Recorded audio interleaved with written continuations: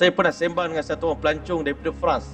Dia ateis, dia tak percaya pada Tuhan. Saya cerita detail daripada perjalanan Nabi Adam sampai Nabi Muhammad, apa hubungan antara Nabi dengan Nabi, tentang hari kiamat, syurga dan sebagainya. Dia kata, terima kasih Tuan, seumur hidup saya, ini kali pertama engkau lah orang pertama yang ceritakan tentang the truth ini kepada saya.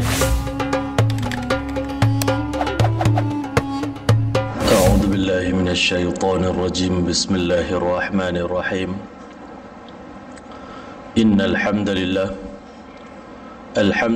nahmaduhu wa nasta'inuhu wa nastaghfiruhu wa nu'minu bihi wa natawakkalu alayh wa na'udzu billahi min shururi anfusina wa min sayyiati a'malina man yahdihillahu fala mudilla lahu wa man yudlil fala hadiya lahu asyhadu an la ilaha illallah wahdahu la syarika lahu wa asyhadu anna sayyidana wa habibana wa maulana Muhammadan abduhu wa rasuluh.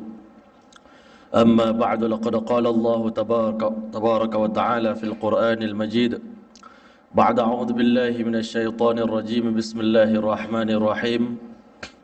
Innama ya'muru masajidallahi man amana billahi wal yawmil akhir wa aqama as-salata wa ata az-zakata wa lam yakhsha illa Allah فعسى أولئك أن يكونوا من المهتدين. وقال تعالى لمسجد أسس على التقوى من أول يوم أحق أن تقوم فيه الرجال يحبون أن يتطهروا والله يحب المطهرين. وقال تعالى في بيوت أذن الله أن ترفع ويذكر فيها اسمه يسبح له فيها بالغدو والآصال رجال لا تلهيهم تجارة ولا بيع عن ذكر الله وإقام الصلاة وإيتاء الزكاة ولم يخش إلا الله فعسى أولئك وإيتاء الزكاة يخافون يوما تتقلب فيه القلوب والأبصار. وقال النبي صلى الله عليه وسلم سبعة يظلهم الله في ظله يوم لا ظل إلا ظله منهم رجل قلبه معلق بالمساجد. صدق الله العظيم وصدق رسوله النبي الكريم ونحن على ذلك من الشاهدين والشاكرين والحمد لله رب العالمين. السلام عليكم ورحمة الله تعالى وبركاته. Yang saya muliakan Tuan Pengerusi Majlis, yang dihormati lagi dikasihi Pengerusi Surau Al-Hijrah, barisan ahli jawatan kuasa, barisan imam, pimpinan-pimpinan agama, pimpinan-pimpinan masyarakat, tuan-tuan haji, puan-puan hajah, muslimin, muslimat, hadirin hadirat yang dirahmati oleh Allah Subhanahu wa sekalian. Alhamdulillah, alhamdulillah, bersyukur kita kehadirat Allah Subhanahu wa taala. Dalam keadaan sedar tak sedar kita telah pun memasuki bulan Rajab Al-Murajab, Rajab yang diagungkan, yang mana ulama mengatakan makna Rajab adalah yang dimuliakan. Kenapa bulan Rajab dimuliakan? Kerana bulan Rajab adalah termasuk salah satu daripada bulan-bulan haram. Allah SWT firman Al-Quran, Inna iddatash syuhuri indallahi 12 syahran fi kitabillah. Bilangan bulan-bulan yang termaktub di dalam kitabullah, dalam Lauhul Mahfuz, adalah 12 bulan. Minha arba'atun hurum. Daripada 12 bulan itu ada 4 bulan yang dihormati. Kerana dihormati bulan tersebut, orang Arab jahiliyah mereka akan berhenti berperang semata-mata menghormati bulan ini, terutama bulan Rajab. Kerana di antara bulan-bulan haram ini ada bulan yang 3 bulan yang bercantum dan 1 bulan yang terpisah. Bulan Zulqa'dah, Zulhijjah dan Muharram, dia bercantum 3 bulan. Tetapi selepas daripada itu datang bulan Safar, Rabiul Awal, Rabiul Akhir, Jamadil Awal, Jamadil Akhir, baru datang bulan Rajab, dia terpisah bersendirian. Kenapa dipisahkan? Kerana Allah Ta'ala, kata Nabi, Inna Allah Ta'ala witrun yuhibbul witra. Allah Ta'ala itu tunggal, dia suka kepada benda yang tunggal. Jadi akhirnya dipisahkan. Kerana itu Allah berfirman dalam surah Wal-Fajri wasyaf'i wal-watr, demi yang genap dan yang ganjil. Masya Allah, Allah suka juga pada benda yang genap, Allah suka juga pada benda yang ganjil. Bulan Rajab juga dinamakan dengan gelaran Rajab Al-Asam, Rajab yang pekak. Kenapa pekak? Di dalam bulan Rajab ini tak kedengaran bunyi senjata-senjata yang selalunya bunyi. Itu belaganya pedang kedengaran di telinga kita dalam bulan-bulan yang lain. Di bulan ini, orang Arab jahiliah berhenti daripada berperang, jadi bunyi senjata tak kedengaran, kerana itu dinamakan Rejab Al-Asam, kata Imam Al-Ghazali. Ada satu lagi gelaran dipanggil pada bulan Rejab ini, Rejab Al-Asab, iaitu bulan yang di mana dilimpahkan rahmat dan keberkatan oleh Allah Ta'ala ke atas orang beriman. Lebih-lebih lagi lah orang beriman yang datang memakmurkan masjid. Masya Allah, seperti tuan-tuan dan puan-puan sekalian pada hari ini. Sekarang kita yakin rahmat Allah sedang melimpah ruah. Kerana bila mana kita membicarakan tentang topik Isra' wal Mi'raj, kita dapati ada dua perkara yang Nabi SAW bawa kepada umat. Yang pertama, Nabi SAW bawa balik kepada kita ni kebesaran rumah Allah. Bila Nabi turun daripada Isra' wal Mi'raj, kita tengok dalam perjalanan Isra' wal Mi'raj, Nabi berpindah daripada masjid ke masjid. Nak menunjukkan kehidupan orang beriman ini kena bergerak daripada masjid ke masjid. Itulah kehidupan mereka, bukan daripada hotel ke hotel, bukan daripada rumah ke tempat kerja. Tetapi orang beriman, kata Nabi SAW, Al-masjidu baitu kulli taqin. Masjid ini rumah bagi setiap orang yang bertakwa. Wa takaffalallahu liman ja'ala al-masjida baitahu. Allah jamin siapa yang menjadikan masjid surau ini sebagai rumahnya. Maksud rumah di sini, setiap kali kita pergi ke mana-mana, hati kita pasti nak balik ke rumah kita. Sebab itu rumah kita itu tempat persinggahan. Masjid kita inilah sebenarnya rumah bagi orang bertakwa. Allah jamin siapa yang menjadikan masjid sebagai rumahnya, birruh, yang pertama sekali Allah nak bagi roh agama kepada dia. Warridwan, yang kedua nak dapat redha Allah pun di masjid. Wal jawazi ala sirat, kata Nabi boleh melintas titian sirat dengan mudah. Sedangkan titian sirat itu 1500 tahun panjangnya. Jaraknya Masya Allah nak melintas. Bagi orang yang selalu memakmurkan masjid, dia akan melintas titian sirat al-mustaqim sepantas kilat. Wal jawazi ala sirat ila ridwanillah, menuju keridhaan Allah, ila jannah, menuju ke syurga Allah Ta'ala. Berarti satu orang yang melangkahkan kaki ke masjid, kaki yang selalu melangkah ke masjid, kaki yang samalah akan melangkah masuk ke syurga Allah Ta'ala. Kaki yang selalu melangkah ke majlis ilmu yang merupakan taman syurga di dunia ini, kaki yang samalah juga akan mudah masuk melangkah ke taman syurga di alam akhirat nanti. Kita tengok yang pertama, Nabi mengembara daripada Masjidil Haram ke Masjidil Aqsa. Daripada Masjidil Aqsa pergi ke Baitul Ma'mur, masjid yang terletak di langit yang ketujuh. Nabi SAW tengok Masjid Baitul Ma'mur. Nabi sangat kagum dengan kemakmuran Baitul Ma'mur. Sesuai dengan nama dia, Baitul Ma'mur, rumah yang makmur.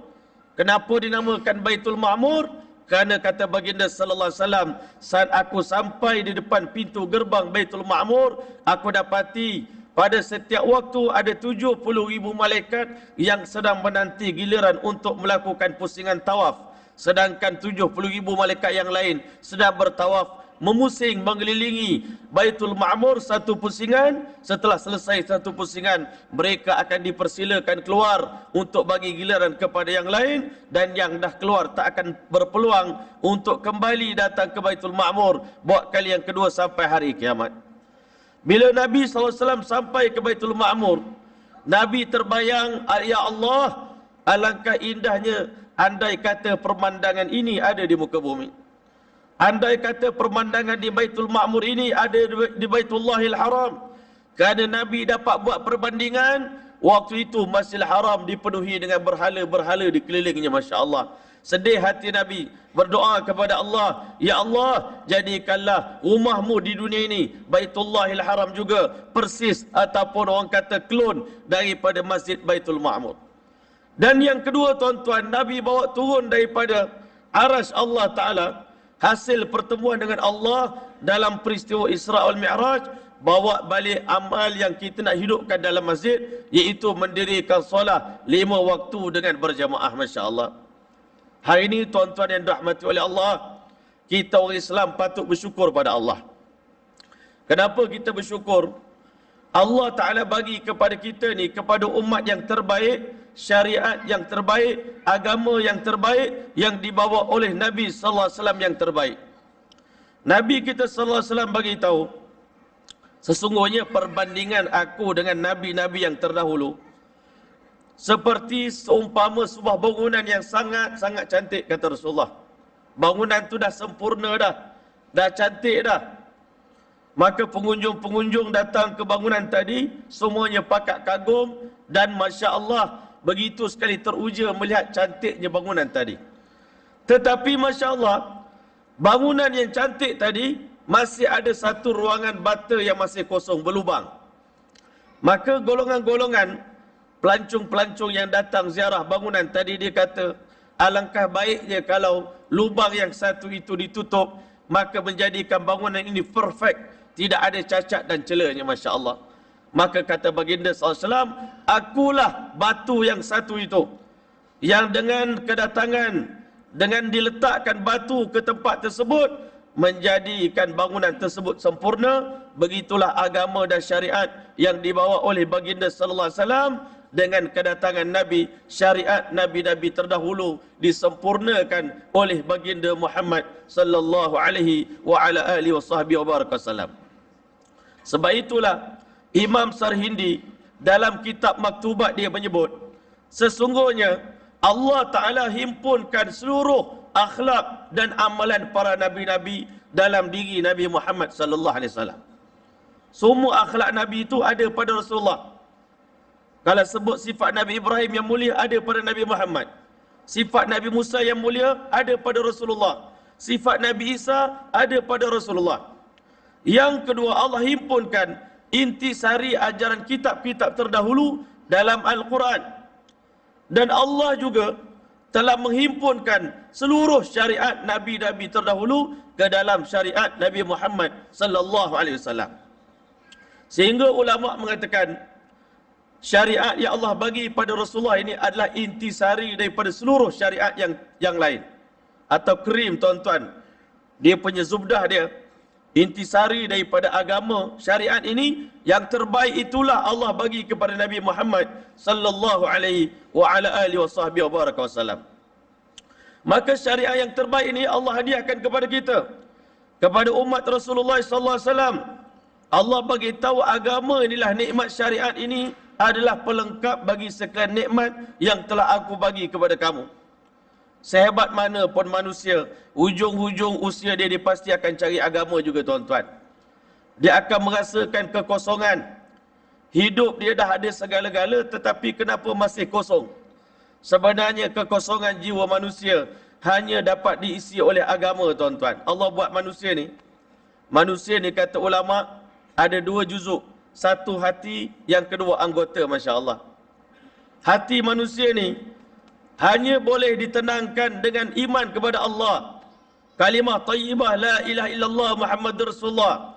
Bila kalimah ini ada dalam diri manusia, yakin kepada Allah ada dalam diri manusia, cinta kepada Allah ada dalam diri satu orang manusia, maka dia akan mengecapi ketenangan, kebahagiaan, yang mana ketenangan dan kebahagiaan ini tak boleh dibeli dengan wang ringgit, tak boleh dibeli dengan harta benda, tuan-tuan.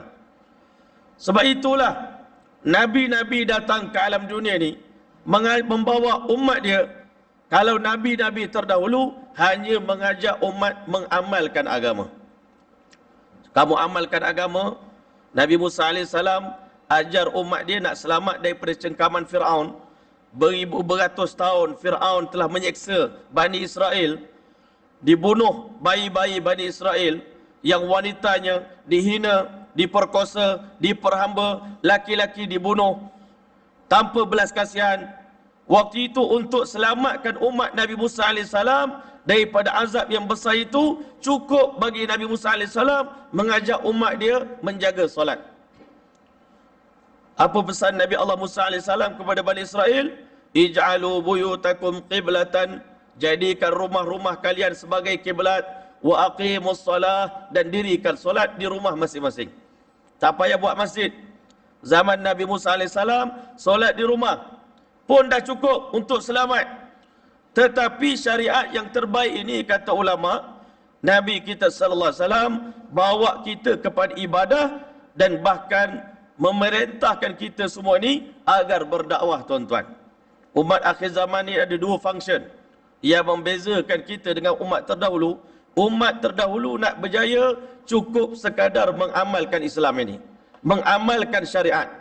Tetapi untuk umat Rasulullah sallallahu alaihi wasallam, kerana Allah Taala telah berfirman, kuntum khaira ummatin ukhrijat linnas, kalian adalah umat yang terbaik yang dilahirkan untuk memberikan manfaat agama ini, berkongsi manfaat agama ini dengan seluruh manusia di seluruh alam.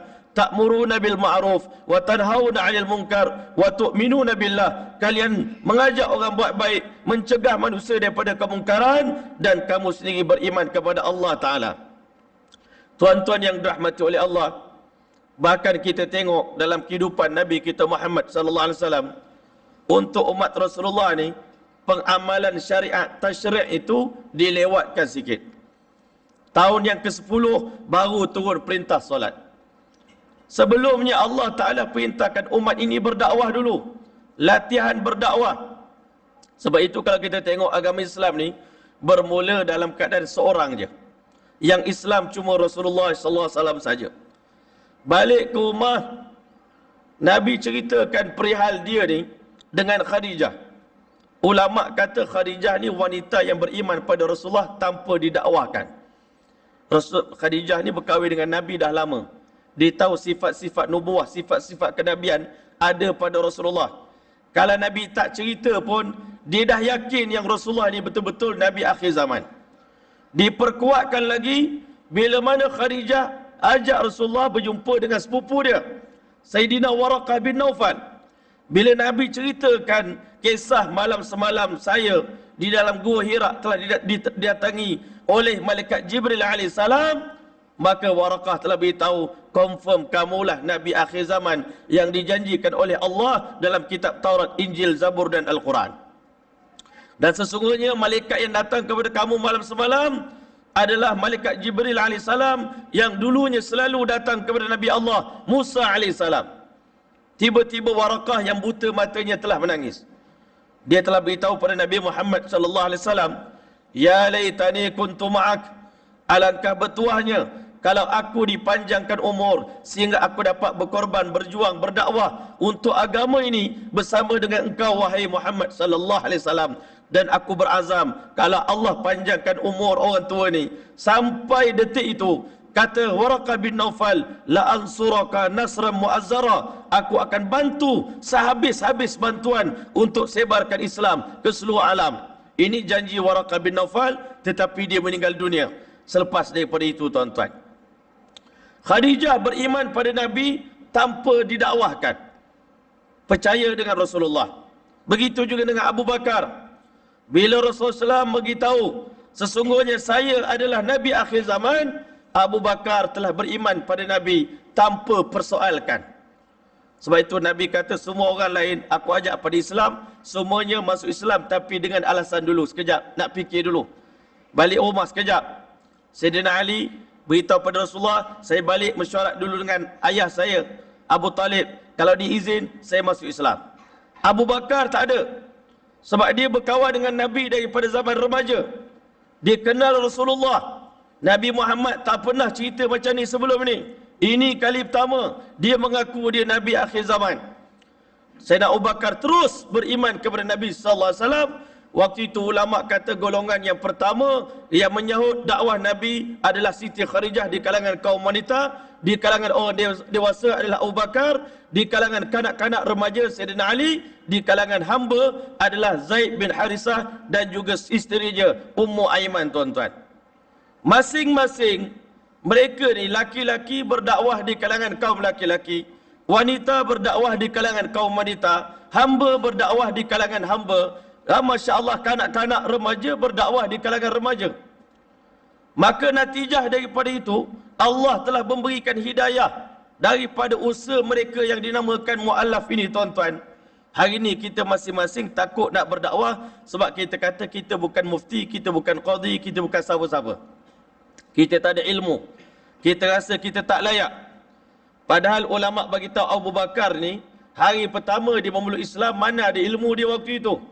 Apa ilmu yang dia ada?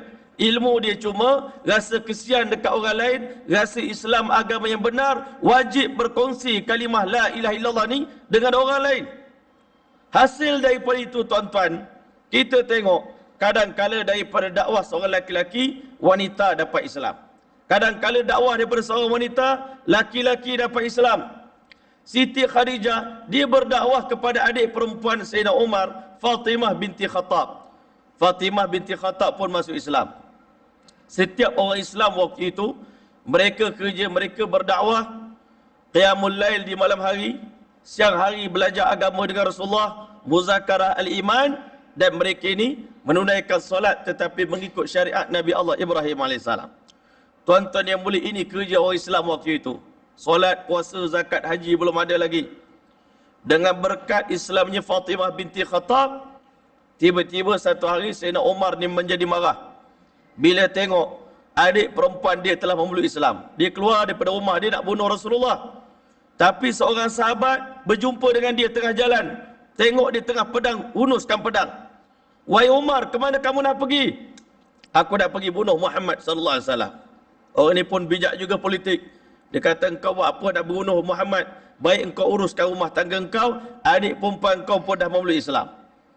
Dia pun terus pergi rumah adik perempuan dia. Dia dengar adik perempuan dia sedang baca Quran dalam rumah bersama dengan Khabbab Al-Arat dan bersama dengan suami dia, tuan-tuan.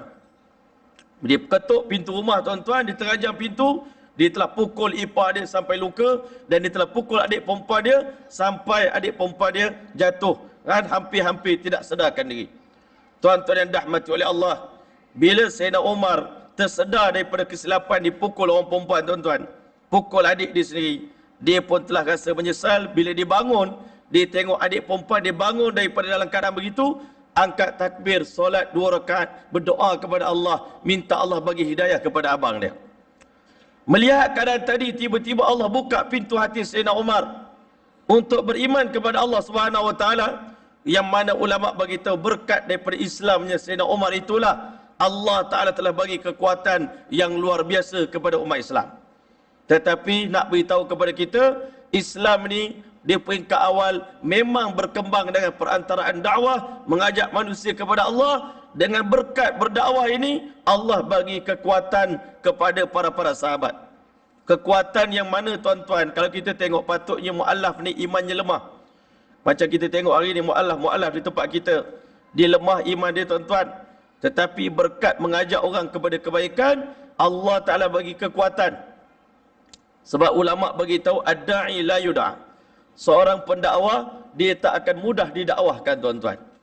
Jadi sebab itulah malam ini kita nak cerita tentang pentingnya berdakwah. Sebab, tuan-tuan, benda yang jahat ni, tuan-tuan, benda tak elok, benda batil, tak payah kita dakwahkan. Dia berkembang sendiri.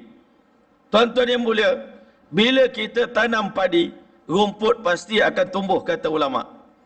Benda yang batil ni akan tumbuh sendiri, tak payah ditanam. Tapi kalau tanam rumput, padi tak akan keluar. Sebab itulah hari ini, benda baik ni perlu disebarkan, perlu ditanam. Dan dah tentu nak menanam benda ni, tuan-tuan, perlukan pengorbanan yang besar. Kita tengok Nabi kita sallallahu alaihi wasallam, insan yang paling banyak berkorban untuk agama Allah Subhanahu wa taala. Sehingga ditanya oleh Sayyidatina Aisyah radhiyallahu anha pada Rasulullah sallallahu alaihi wasallam, "Wahai Rasulullah, ceritakan kepada kami, pernahkah datang satu detik dalam kehidupan tuan yang paling berat daripada peristiwa Uhud?" Sebab apa, tuan-tuan mulia? Pada pandangan Siti Aisyah, pengalaman yang paling buruk, penyiksaan yang Nabi SAW terima, penderitaan, adalah pada hari peperangan Uhud, Masya Allah. Sebab dalam peperangan Uhud, 2 batang gigi geraham Nabi telah patah, dan topi besi Nabi telah pecah dan melekat di kepala Rasulullah. Dan waktu itu tersebar berita di seluruh kota Madinah yang Nabi Muhammad SAW telah gugur syahid, tuan-tuan. Waktu itu semua penduduk Madinah telah menangis mendengar berita kesyahidan Nabi Muhammad SAW. Tetapi kata baginda sallallahu alaihi wasallam, hari yang paling berat dalam hidup aku adalah sepanjang aku berdakwah ini, adalah hari aku berdakwah di Taif, Masya Allah. Kenapa kata Nabi? Ketika mana aku diusir oleh Abdul Yalil. Abdul Yalil ni pembesar Taif yang paling besar sekali. Yang terakhir Nabi datang rumah dia, yang ketiga. Dia begitu marah dengan kedatangan Nabi, dia telah terajam perut Nabi SAW Nabi melambung ke belakang dan jatuh tersembam di atas tangga rumah dia, menyebabkan dagu Rasulullah SAW telah terluka. Nabi bangun. Ini keazaman Rasulullah. Nabi ni dalam berdakwah bukan macam kita, tuan-tuan. Kita ni Masya Allah, kata ulama kita, kata ceroy dakwah kita ni, tuan-tuan. Kan? Kalau kita penceramah macam kami ni, kita tengah berceramah, tiba-tiba ada orang tengok jam, tuan-tuan. Kata stok guru saya Maulana Tariq Jamil, tengah kita berdakwah ada orang tengok jam. Maknanya kejap lagi saya berhentilah, dia kata. Ataupun kita tengah berceramah, tiba-tiba ada orang tengok muka pintu. Ataupun orang dah gelisah, tuan-tuan, maknanya penceramah tu kata sampai di sini sajalah. Tetapi nabi-nabi ni dalam keadaan dihalau, diusir, dimaki hamun, Masya Allah, begitu sekali kuat keazaman mereka berdakwah. Kalau kita jadi Nabi Nuh AS, dah lama kita kecil hati, tuan-tuan. Nak berdakwah orang tutup telinga pula. Tak nak pandang muka Nabi Nuh. Ambil kain, tutup muka. Tonggeng punggung pada Nabi Nuh AS. Kalau kita dah lama dah berhenti, tuan-tuan. Minta pada Allah buat kerja lain lah, ya Allah. Tak sanggup. Kena hina dengan orang macam ni, bukan seorang. Bukan sekejap, 950 tahun ni. Nak berdakwah ni kalau hati tak cekal, tak kuat, dah lama berhenti. Tuan-tuan yang mulia, Nabi Nuh AS beritahu pada Allah, dalam keadaan aku dakwah pelan-pelan, dia orang tutup telinga, thumma inni a'lantu lahum wa asrartu lahum isra, aku dakwah dengan suara kuat-kuat, ucaplah la ilaha illallah. Oh, tutup telinga, terdengar juga la ilaha illallah, masuk juga dalam hati. Dapat juga 82 orang beriman pada Allah. Sebab itu Nabi dalam berdakwah ni Allah pesan, fasbir kama sabara ulul azmi minar rusul, kamu bersabarlah dalam berdakwah macam mana sabarnya nabi-nabi ulul azmi, tuan-tuan. Maka tuan-tuan mulia, Nabi ulul azmi ni ada 4. Yang pertama Nabi Nuh AS. Sabar Nabi Nuh ni berdakwah panjang lama, tempoh dia lama, tuan-tuan. Kita ini ada pencen, tuan-tuan, berdakwah. Kan? Habis pencen umur 65, saya dah pencen dah. Dulu saya kerja bahagian dakwah. Kan? Dakwah kita ni ada pencen. Dulu saya ni AJK Biro Dakwah. Sekarang bukan lagi. Maknanya kita ni ada tempoh-tempoh pekerjaan kita. Nabi Nuh AS 950 tahun dia berdakwah, tuan-tuan, tak berhenti-henti. Siang dan malam. Kalau kita dakwah ni maghrib sampai isyak, tuan-tuan. Lepas tu balik dah. Nabi Nuh malam dan siang. Dan kamu tirulah dakwah Nabi Ibrahim dengan penuh susah payah pengorbanan, tinggalkan anak dan isteri, kena terpaksa sembelih anak sendiri pula, nak bina Kaabah bukan senang, nak angkut batu-batu. Ini semua dakwah Nabi Allah Ibrahim AS. Nabi Musa AS berdakwah macam mana? Susah nak kontrol umat. Umat Bani Israel ini kepala dia macam-macam. Sebab itu ulama kata ilmu paling payah, ilmu kontrol manusia, tuan-tuan. Siapa boleh kontrol manusia ni, dia sebenarnya orang paling hebat. Itulah Rasulullah SAW. Nabi boleh kontrol orang Arab jahiliah ni, tuan-tuan. Sebab tu saya nak kongsi kejap lagi. Pengalaman kita macam mana kita menyantuni, Masya Allah, orang yang digelar nama-nama ayahanda-ayahanda ni, tuan-tuan. Taiko-taiko ni, tuan-tuan. Macam mana kita nak kontrol singa-singa ni. Bukan senang. Nabi Muhammad itu semua singa-singa. Kita ni baru tiger-tiger, tuan-tuan. Ini semua lion-lion ni, tuan-tuan. Macam mana kita nak kontrol? Allah Ta'ala bagi pada Nabi Muhammad kesabaran Nabi Allah Musa AS. Nabi Musa ni dia punya kekuatan dia, zaman remaja dia lempang je orang mati, tuan-tuan. Kalau Nabi Musa tak sabar, sebab itu Nabi-Nabi ni hikmah dia sebelum berdakwah, Allah latih Nabi-Nabi bela kambing dulu, tuan-tuan.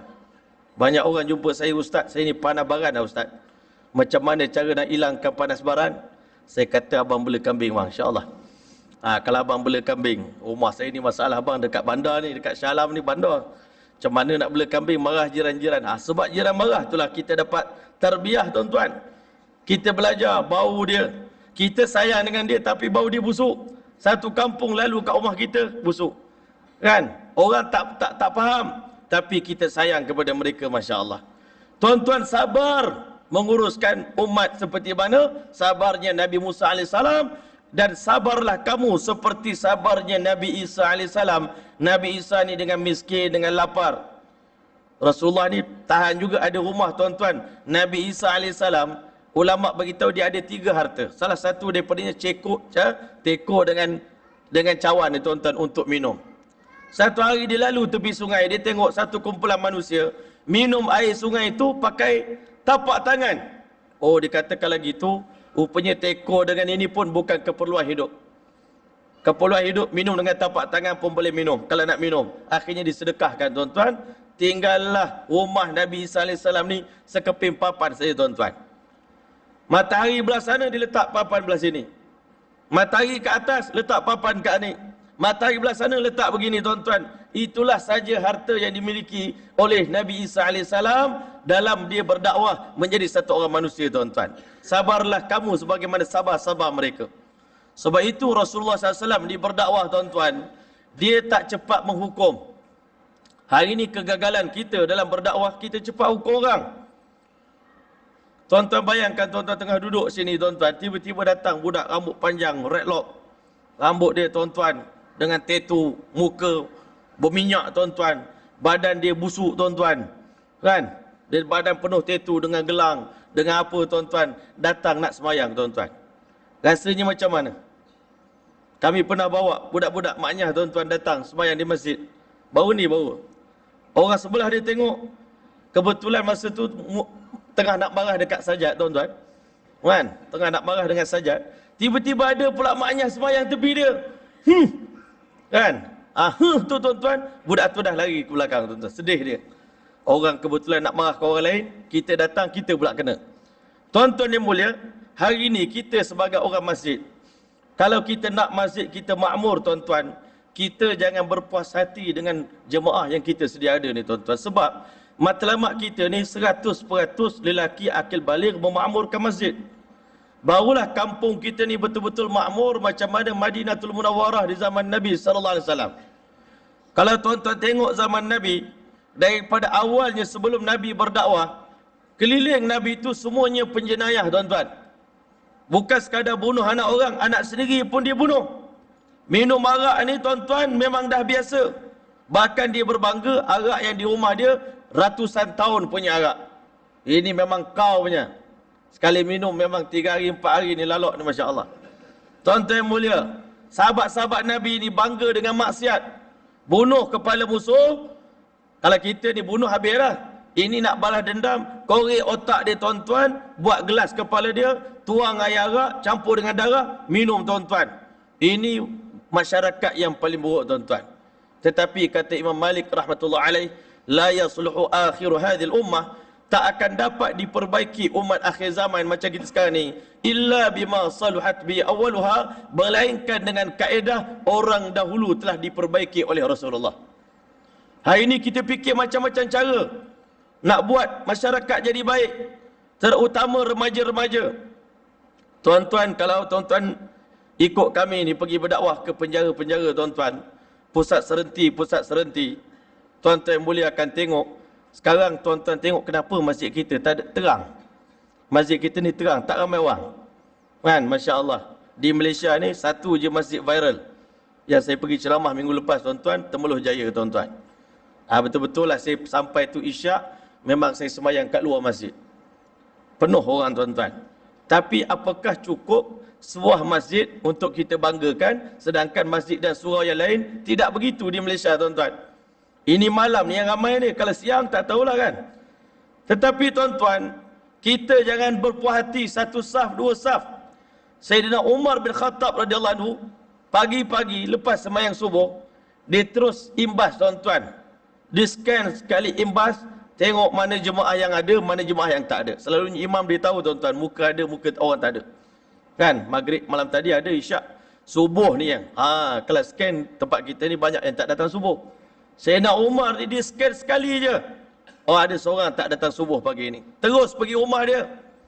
Sulaiman bin Abi Hathmah tak hadir semayang subuh 1 pagi. Sayyidina Umar terus sampai ke rumah dia. Menggeletar dia tuan-tuan dalam bilik. Apa aku nak jawab dengan Amirul Mukminin? Mak tolong jawab sekejap. Mak dia pun datang, wahai Amirul Mukminin, kenapa, ada apa hal? Dia tanya, Sulaiman bin Abi Hathmah tak hadir salat subuh berjemaah pagi ni. Masya Allah, apa masalah dia? Allahu Akbar, minta maaf Amirul Mukminin, anak saya malam tadi solat tahajud panjang sangat. Jadi dekat-dekat nak subuh dia tidur, saya pun terlupa nak kejut, dia terbabas sampai sembahyang subuh di rumah sendiri. Sayyidina Umar kata, aku bagi amaran, ini yang terakhir. Kalau nak kerja dengan kami, waktu itu Sulaiman bin Abi Hasmani sebagai penyelia pasar, musyrif, jaga pasar. Tengok orang bisnes ni jujur ke tak jujur. Sayyidina Umar kata, di sisi kami, sembahyang hadir salat subuh berjemaah lebih penting daripada sembahyang tahajud sepanjang malam.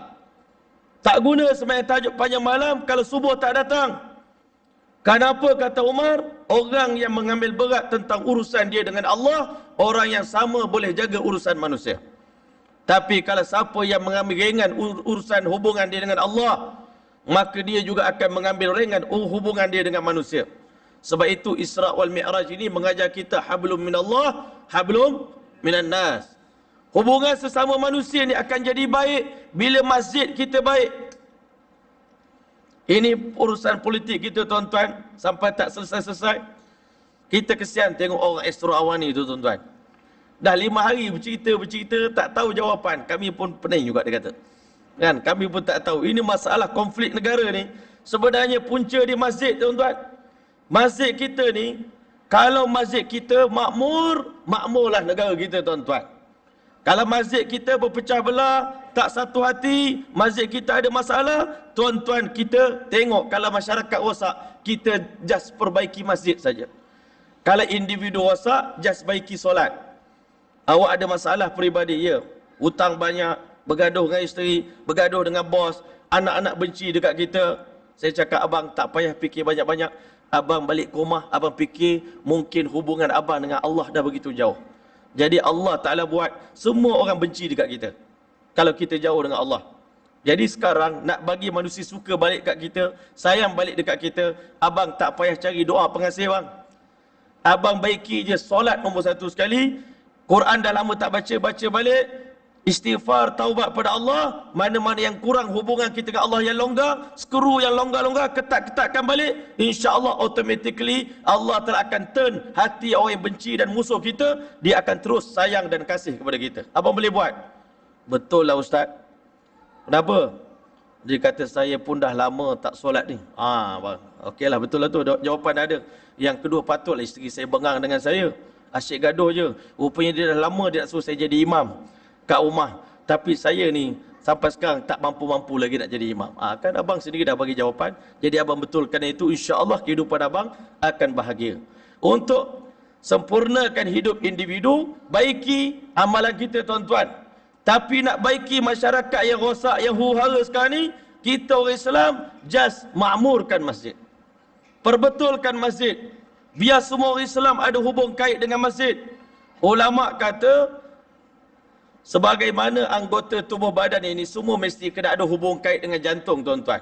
Tangan kena ada connection dengan jantung. Kaki kalau nak bergerak aktif, dia kena ada connection dengan jantung, kena elok. Otak kita pun kena ada connection yang baik dengan jantung, tuan-tuan. Kalau terputus sikit je, tuan-tuan, hubungan, tangan akan lumpuh. Sama dengan masyarakat yang tak ada hubungan dengan masjid, lumpuhlah mereka, tuan-tuan. Nabi berpesan, alaikum bil jamaah. Kalian wajib berjemaah, solat berjemaah, hidup bersama-sama. Kerana sesungguhnya insan yang berpisah daripada jemaah, dia seumpama seekor kambing yang terpisah daripada kawan-kawan dia, maka serigala mudah menangkap dan membaham dia. Dan serigala bagi manusia adalah iblis. Penyakit kita orang Melayu ni, tuan-tuan, suka duduk seorang-seorang. Tak percaya, tuan-tuan, tengok bila pergi luar negara. Kalau orang Pakistan, Bangladesh, tuan-tuan, dia pergi mana-mana dia buat masjid. Tak kira lah, di mana-mana negara mesti ada masjid India, mesti ada masjid Pakistan. Di situ mereka berjemaah. Teruk-teruk pun balik juga ke masjid. Saya di Jepun, tuan-tuan, kami ini berjemaah dengan masyarakat Pakistan, Bangladesh, tuan-tuan. Saya jadi imam sana. Kita lepas-lepas isyak, kita pergi ziarah rumah jemaah-jemaah. Kalau dah lama tengok muka ni, dah 3 hari tak datang masjid, kita pergilah ziarah rumah dia. Lepas isyak pergi. Kadang-kadang kita datang, oh ustaz, tak payah naik. Kami datang esok, insya-Allah kami datang. Ustaz tak payah naik. Dia orang tengah buat kerja lah tu, buat projek lah tu, tuan-tuan. Duduk kat negeri orang bukan Islam. Orang Melayu kita ni, kalau pergi keluar negara, dia suka duduk seorang-seorang. Dia tak kenal orang dah, tuan-tuan. Tuan-tuan tak percaya, tengok pergi kat Europe tuan-tuan. Orang Melayu kita bila sampai sana, dah tak kenal orang dah tuan-tuan. Jumpa orang Islam pun tak bagi salam, macam tak kenal. Tak nak orang ambil tahu privasi hal kita. Sebenarnya kita tak sedar, kita ditarik jauh sangat sesat daripada jalan Allah Subhanahu Wa Taala. Sebab itulah hari ini penyelesaian bagi seluruh masalah umat Islam di dunia ni adalah memakmurkan masjid. Kembalikan umat ini ke masjid. Tapi caranya tuan-tuan, kita ni pihak orang yang dah memakmurkan masjid, bukan AJK saja ya. Tetapi kita semua yang hadir di sini, kita kena ada minda macam mana nak meramaikan orang dalam masjid. Kita kena ada minda, dan saya yakin semua masjid nakkan itu. Sebab itu hari ini bila kita buat program memakmurkan masjid, karnival, jom pergi masjid, banyak dapat sambutan. Maknanya ramai orang kita yang nakkan benda ni, tetapi ramai yang tak tahu cara. Maka tuan-tuan yang mulia, saya nak kongsikan sedikit cara tuan-tuan. Yang pertama, pengalaman saya berdakwah dan pengalaman kita memakmurkan masjid tuan-tuan. Sangat-sangat mudah. Yang pertama tuan-tuan yang mulia, saya ni dulu masa habis saya tamat belajar di South Africa, saya mula-mula pergi berceramah ni dalam kawasan Jerantut Pahang. Saya tak keluar ke mana-mana pun, dalam Pahang saja. Pusing kat situ je. Kan? Orang KL tak kenal pun saya. Orang Selangor lagi tak kenal. Tuan-tuan yang mulia, lama-lama terlompat ke Kuala Lumpur sekali je tuan-tuan. Putrajaya ni, bukan Kuala Lumpur, Putrajaya pergi sekali. Lama-lama habis lepas Putrajaya, lepas Isyak, lepas habis kuliah, ramai anak-anak muda datang nak berjumpa tuan-tuan. Yang nak berjumpa ni semua orang yang ada masalah, sejuta masalah dalam hidup. Rupanya begitu ramai di luar sana, anak-anak muda yang sedang dalam keadaan gelisah, hidup dia tak tenteram, bergaduh suami isteri, dengan kerja, dengan hutang, ada yang nak bunuh diri tuan-tuan, ada yang berbagai-bagai ragam masalah, tapi mereka ni umpama satu orang yang banyak masalah, tapi tak jumpa kaunter pertanyaan. Sebab kaunter pertanyaan tutup sampai Isyak je tuan-tuan. Lepas Isyak, semua dah balik. Assalamualaikum. Engkau masalah engkau punya masalah. Kan, masing-masing. Kan, Masya Allah. Tetapi kita ni ambil sikit masa je lepas Isyak. Tak apalah, orang nak minum, kita minum. Lepas minum sini, kami minum sana pula. Lepas minum sana, kami minum sana. Kadang-kadang makan malam, kena 3 kali makan malam. Nak menghiburkan orang yang tengah resah, gelisah ni tuan-tuan. Jadi kita kena bagi masa sikit. Korban waktu malam. Selalunya itulah masa kita nak berdakwah tuan-tuan. Bila kita pergi tuan-tuan, Allah buka. Daripada 1 orang, 2 orang, 3 orang, lama-lama jadi 1000 orang nak jumpa dengan kita tuan-tuan. 1000 orang datang nak jumpa. Semua nak mengadu masalah. Dan penyelesaian dia pun cuma kita bagi satu je. Kembali kepada Allah. Kembali kepada agama. Kembali ke masjid. Kembali menunaikan solat. Baru dia dapat tahu rupanya itu je benda yang kita tak buat selama ini. Tuan-tuan yang mulia, macam-macam ragam Allah hantar manusia untuk saya santuni tuan-tuan. Kawan-kawan saya lah. Ramai sebenarnya, bukan saya je. Ramai di luar sana. Cuma tiap-tiap malam bila kita bagi masa, macam-macam jenis orang datang. Pernah datang sepanjang sejarah saya berdakwah tuan-tuan, Allah hantar memang orang yang betul-betul keras tuan-tuan untuk kita begini. Ada yang lembut banyak lah. Yang lembut ni banyak. Datang memang kumpul dah 40 orang nak dengar kita cakap je. Memang dia dah bersedia dah. Tengah malam pukul 1. Susun kerusi 40 bulan puasa pula tu. Bagi mic suruh kita bercakap. Kami rindu nak dengar cerita agama. Tapi nak pergi masjid takut. Kan? Kami biarlah ustaz cakaplah dengan kami. Maka Masya Allah tuan-tuan mulia, bila kami buat program, setiap bulan 3 hari kami buat program, beriktikaf dalam masjid. Kita pilihlah mana-mana masjid, terutama di belah-belah pulau, Pulau Perhentian, Pulau Tioman, kita bawa remaja-remaja ni. Tuan-tuan iktikaf dalam masjid, balik daripada 3 hari tuan-tuan, semua nangis. Yang dulunya tattoo penuh di badan, dengan gelangnya, dengan macam-macam ragam dia tuan-tuan. Macam-macam Allah Ta'ala bagi kami ni menyantuni artis-artis, penyanyi-penyanyi, pelakon-pelakon. Habis pelakon-pelakon, Allah hantar gangster-gangster, bonzer-bonzer datang tuan-tuan. Habis gangster-gangster, bikers-bikers pula nak ajak kita ni ride sama-sama sambil buat pengisian-pengisian agama. Alhamdulillah bikers pun dah ramai yang dah ikut. Macam-macam Allah hantar. Golongan-golongan transgender pun datang nak berubah, nak baiki diri. Semuanya memerlukan kasih sayang tuan-tuan. Semuanya yang datang ini sebenarnya mereka ni dahagakan kasih sayang. Kita ni tak buat apa pun.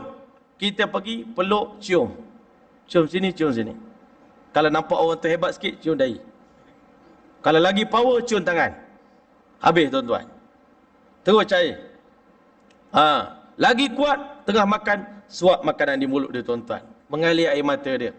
Dia kata mak ayah kami pun tak pernah suap kami. Menangis dia orang tuan-tuan. Lepas 3 hari, baru dirasa ketenangan yang selama ni aku cari dalam duit, dalam maksiat, dalam minum arak, dalam main judi, dalam jenayah yang kami buat. Tak jumpa ketenangan. Yang kami jumpa adalah kegelisahan. Tetapi bila kami iktikaf dalam masjid 3 hari, Masya Allah, kami rasa inilah ketenangan yang kami cari selama ini, yang kami tak jumpa. Dan kami jumpa kasih sayang yang kami tak jumpa di mana-mana pun, kami jumpa di sini, Masya Allah. Semua balik menangis tuan-tuan, berubah. Macam-macam cerita yang kami dengar. Ada yang nak beritahu sejak 6 bulan dulu saya pernah ikut sekali program dengan Ustaz. Alhamdulillah sampai hari ini 6 bulan saya dah tak tinggal solat. Masa pergi itu, Masya Allah, ada sahabat-sahabat yang masa nak pergi, malam nak pergi program di Pulau Pontian tuan-tuan, ada yang duduk depan laptop menangis sampai ke subuh. Kenapa? Nak hafal balik bacaan-bacaan dalam solat. Dah 17 tahun tak semayang. Dah lupa dah bacaan dalam semayang. Ada yang 30 tahun tak solat. Ada yang 40 tahun tak solat. Ada yang 50 tahun tak solat. Jadi satu orang tuan guru daripada Kelantan datang nak tengok kami ni macam mana cara kita ni, apa kita ni menyantuni anak-anak muda ni, Masya Allah. Kami nak tengok macam mana cara Ustaz buat. Saya kata tak ada apa pun Ustaz. Kita ni bagi kasih sayang je dekat dia orang ni. Saya kata kat Ustaz tu, kata Ustaz, selama ini saya ni buka tahfiz. Saya fikir 200 orang di tahfiz, anak murid saya di tahfiz itu, itulah anak murid saya. Jadi saya jaga dia orang baik-baik, tertib, disiplin, sunnah Nabi, qiyamul lail, semua akhlak, adab kita jaga. Tetapi bila saya pergi berkuliah di Kuala Lumpur, saya baru terfikir, baru nampak sebenarnya anak murid saya di luar sana jauh lebih ramai daripada apa yang anak murid yang ada di dalam tahfiz saya. Dalam tahfiz 200 orang, tapi di luar tahfiz mungkin 2 bilion, 2 juta orang. Anak murid yang selama ini kalau kita biarkan dia orang, mungkin dia orang terkapai-kapai. Satu malam tu tuan-tuan, saya balik daripada ceramah di Kelang tuan-tuan, pukul 1:30 pagi dekat hotel. Mata sangat-sangat mengantuk dah. Memang nak tidur dah ni. Sampai di hotel, sahabat saya Abang Ali Rusia kata, Maulana, jom. Kemana pula? Jom kita ke Sungai Buloh. Kenapa? Seorang budak ni diberitahu kalau tak datang selamatkan dia malam ini, dia akan bunuh diri. Ya Allah, kita tengah ngantuk ni. Korban. Tak apa Ustaz, tidurlah dalam kereta. Nanti sampai sana, insya-Allah kami bangun kau Ustaz. Tidur tuan-tuan, bangun. Sampai sana di rumah dia pukul 1:30 pagi. Kita sembang dengan dia sejam, dia je cakap. Kan? Tak boleh dah cakap apa. Dia cakap. Dia pun tengah steam masa tu tuan-tuan. Wah, dia tengah lalok masa tu. Jam yang kedua kita bercakap, baru kita dapat baru dapat orang kata 2 hala bercakap tuan-tuan. Jam yang ketiga dekat-dekat nak subuh tuan-tuan, baru dia menangis. Tiba-tiba air mata keluar. Saya kata, abang memang suka nangis ke bang? Kata, tak Ustaz, saya gangster Ustaz. Mana boleh nangis? Kan? Mana boleh nangis? Habis itu abang nangis. Dia kata, saya sebab saya ni ibarat orang yang tengah lemas. Tenggelam dalam banjir, terkapai-kapai, dah lemas. Dah telan minum air banyak. Tiba-tiba datang satu golongan, campak tali ataupun hulurkan tangan, tarik tangan saya. Saya kata, siapa yang buat benda tu? Korang semualah. Korang semualah datang nak selamatkan saya. Saya kata, abang sedia tak sekarang ni? Abang dah kata kami ni penyelamat, the savior.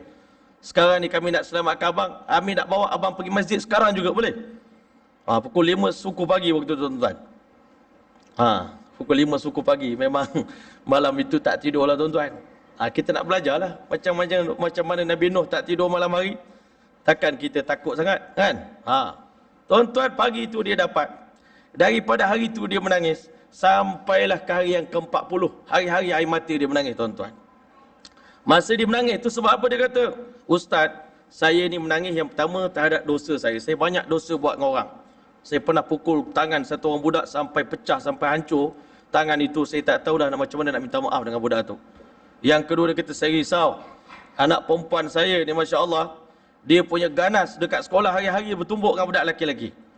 Bila saya ayah nak rotan dia, dia dah panjat atas muka saya, dah nak tumbuk dalam muka saya dah. Nak tumbuk muka ayah, ini yang saya sedih Ustaz. Tiba-tiba tuan-tuan saya kata, abang ubah diri abang je. Anak abang tu Allah Ta'ala akan fix nanti sendiri, Masya Allah. Dia pun bertaubat, semayang, jaga semayang, duduk berjemaah masjid, tuan-tuan, buat dakwah sama dengan kami, tuan-tuan. Tiba-tiba, tuan-tuan, dia dapat berita masa dia pergi ke Sabah, anak perempuan dia, isteri dia telefon, bang, anak perempuan kita dah berubah, bang. Yang pertama dia dah pakai tutup aurat, dah pakai tudung. Yang kedua dah lembut. Yang ketiga dah jaga solat, bang. Alhamdulillah, syukur pada Allah Ta'ala.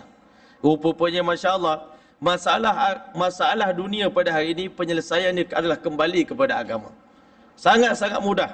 Cuma kita hari ini tarik je, tuan-tuan. Bukan kita buat kerja lebih pun. Buat kerja sikit je, tuan-tuan. Kami ni nak Islamkan Acapan itu hari, tuan-tuan.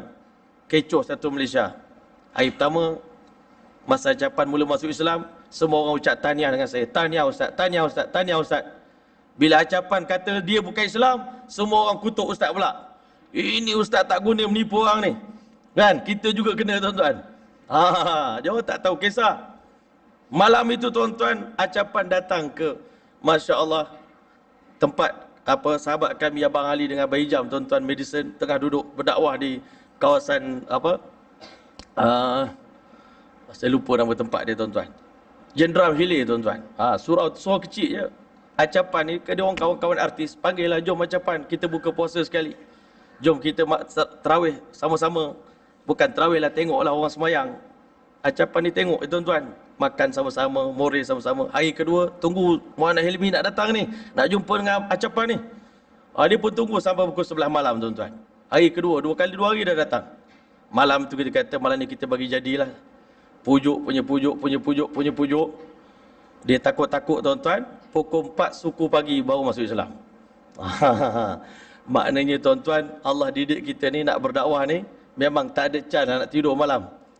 Kalau betul-betul nak ronda 1 KL ni, nak selamatkan umat ni, tuan-tuan, anak-anak muda, banyak yang duduk di Dataran Merdeka, yang duduk di Taman ICT, yang duduk dekat Masya Allah, semua datang nak cari ketenangan diri, tuan-tuan, nak tenangkan hati. Ada macam-macam masalah. Ada putus cinta, ada putus tunang, ada yang baru cerai dengan isteri. Semua nak cari ketenangan. Siapa nak datang jumpa kami? Bila kita datang, tuan-tuan, dia terus nangis atas bahu kita, tuan-tuan. Sebab tu Ustaz Abid Liu bila pergi, tuan-tuan, memang dia dapat. Sekarang ni siapa je rajin nak pergi? Siapa rajin dia dapatlah, tuan-tuan. Tapi bagaimana yang Allah Ta'ala akan bagi kepada kita, betapa bahagianya kita bila kita tengok satu orang budak yang dulunya masa mula-mula kita jumpa begini. Sekarang lepas kita jumpa beberapa tahun kita didik, dah jadi begini, tuan-tuan.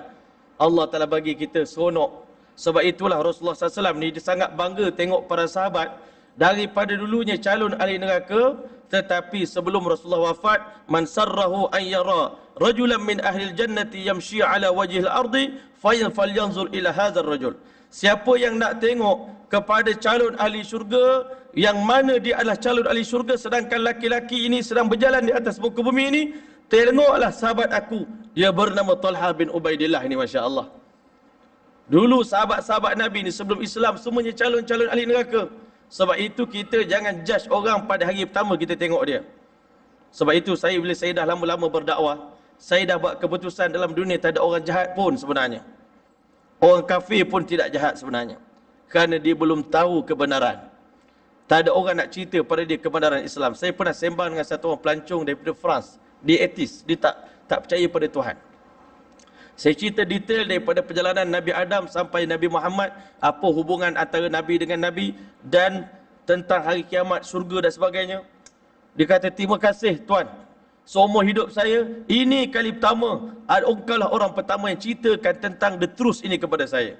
Terima kasih, saya akan fikirkan tentang nak masuk Islam nanti kalau saya balik ke Perancis. Saya jumpa satu orang pelancong daripada Rusia, tuan-tuan, Kristian Ortodoks. Dia berjalan, duit pun tak ada, tuan-tuan. Saya bawa dia pergi tahfiz di Jalan Tok, tuan-tuan. Ustaz saya suara sedap, imam. Antara kaedah berdakwah pada orang bukan Islam ni, perdengarkan Al-Quran kepada dia, tuan-tuan. Dia pun duduk, saya pun minta Ustaz baca atas kerusi. Dia orang Kristian, kita baca surah Maryam. Kaf, ha, ya, ain, sad. Bila dia baca, tuan-tuan, orang tadi mengalir air mata, tuan-tuan. Dia tak faham. Dia kata, the best song ever I heard. Lagu yang paling sedap saya pernah dengar dalam hidup saya. Saya kata, ini bukan lagu, ini kitabullah, wahyu daripada Allah SWT, memuji sifat Maryam AS, orang yang disanjung tinggi oleh orang Kristian, Masya Allah. Kan, banyaklah kita bawa orang mak saleh ni tuan-tuan. Tetapi paling banyak sekarang ni, kita bawa anak-anak muda yang bermasalah ni tuan-tuan. Sebenarnya mereka bukan ada masalah pun. Mereka tak ada masalah, mereka bukan jahat. Sebab itu dalam berdakwah, saya selalu beritahu, saya bawa 3 sifat. Yang pertama tuan-tuan, kita jangan sentuh apa yang ada pada diri dia tuan-tuan. Selalu saya pesan dalam berdakwah, kekasih orang jangan disentuh. Semua orang ada kekasih tuan-tuan. Kan? Ada orang minat gelang, ada orang minat rantai, ada orang kekasih dia tattoo, ada orang kekasih dia motor, ada orang kekasih dia kereta. Nak dakwah dia jangan kita kutuk kereta dia tuan-tuan. Pujilah kereta dia. Kereta abang sempoi bang. Mantap lah. Kita pun buat macam nak duduk juga tuan-tuan. Saya pun kalau ada duit nak beli juga ni. Kan? Baru dia rasa pun Masya Allah. Aku ingat ustaz ni nak pancung aku. Tapi rupanya dipuji pula. Dia seronok lah. Bila orang puji kekasih tuan-tuan, kita seronok. Kita berdakwah ni mudah je. Puji. Masya Allah. Cantik bang. Abang beli ikan Saya pun suka ikan bang. Saya ni gini-gini. Lagi dia hebat kalau kita cerita lagi ikan yang lagi hebat pada ikan yang dibela. Masya Allah. Jadi saya sukalah kalau rezeki esok kita pergi mancing sama bang. Kan? Tak payah sebut apa-apa pun tentang dosa yang dia buat. Kita cerita tentang agama, pengisian, satu hari nanti dia sendiri akan tinggalkan benda-benda tu. Kan? Macam maknyah ni datang, rambut panjang, rambut berkala. Orang tak reti berdakwah, terus datang. Bila you nak potong rambut? Yang tattoo ni, bila you nak buang tattoo? Tak sah tau sembahyang ada tattoo. Ini mentaliti orang Melayu. Bila tengok orang mu'alaf nak masuk Islam, orang kafir nak masuk Islam, you tak takut ke nak bersunat? Ataupun, ini you masuk Islam ni, kerana nak kahwin dengan budak Melayu ke? Itu maknanya fail tu dakwah kita tuan-tuan. Sangat fail dakwah kita. Tuan-tuan, kita bagilah peluang. Rasulullah dengan sahabat Nabi pun 13 tahun bagi peluang. Okeylah, tak apalah. Yang ada minum arak lagi. Yang berzina lagi. Yang mencuri lagi.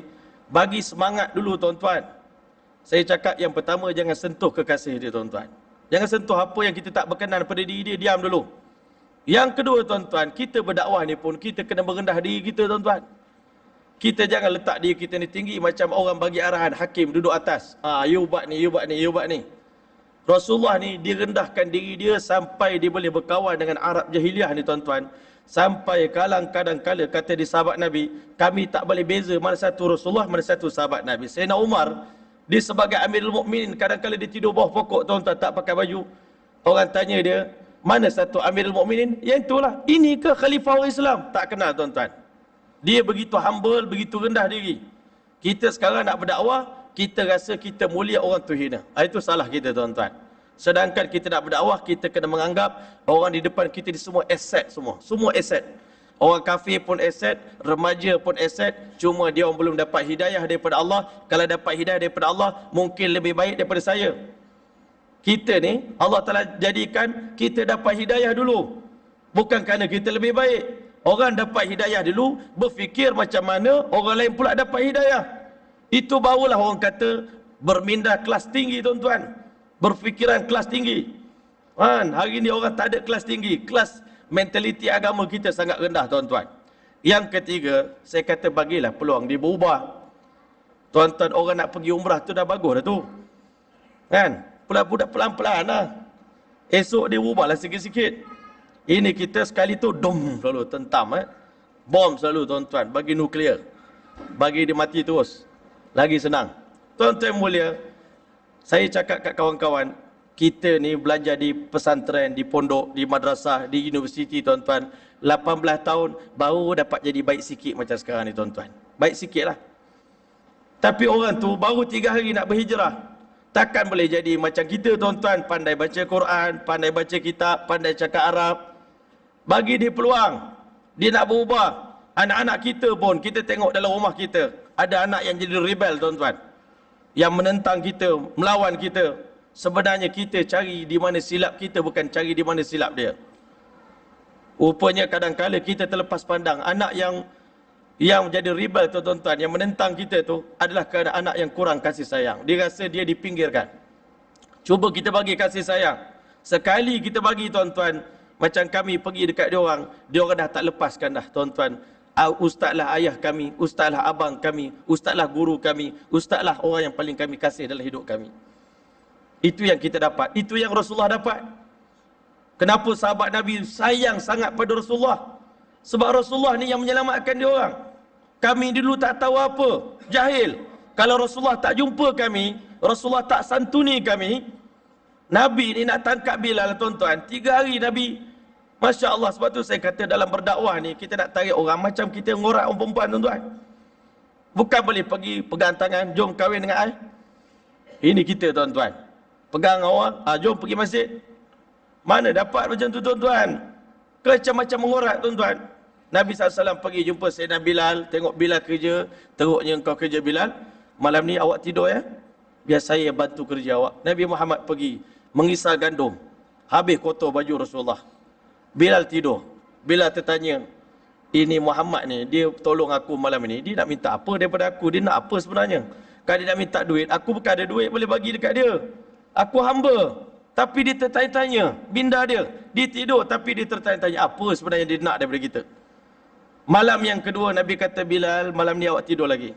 Awak tak payah kerja, biar saya buat kerja awak. Tuan-tuan, malam ketiga, Bilal, sebelum Bilal tidur, Bilal pegang tangan Rasulullah. Wahai Muhammad, sebenarnya ceritakan pada aku apa yang Tuan nak daripada saya. Wahai Bilal, saya nak satu kebaikan untuk kamu. Ucaplah, la ilaha illallah Muhammadur Rasulullah. Kata Bilal, kalau ini punca dia, wahai Muhammad, sekarang aku dah pasti dan confirm dengan akhlak yang kamu tunjuk pada hari ini, kamu memang betul-betul Nabi akhir zaman. Asyhadu an la ilaha illallah wa asyhadu anna Muhammadar Rasulullah. Selepas Bilal masuk Islam, nak tengok ni tuan-tuan, kadang-kala kita jangan pandang orang pada hari ini, pandang dia orang pada masa akan datang. Bilal ni yang pertama, dia hamba abdi, kulit hitam, muka tak lawa, tak ada package pun pada dia tuan-tuan. Tapi Nabi Muhammad ni dipandang semua umat dia aset yang berharga. Orang tak tahu apa nilai Sayyidina Bilal. Bila Bilal masuk Islam, yang pertama Allah merdekakan dia.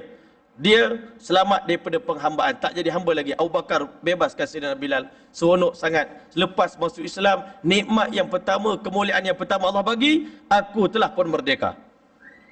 Selepas berapa lama, Nabi offer Bilal, kamu sudi tak berkhidmat dengan aku?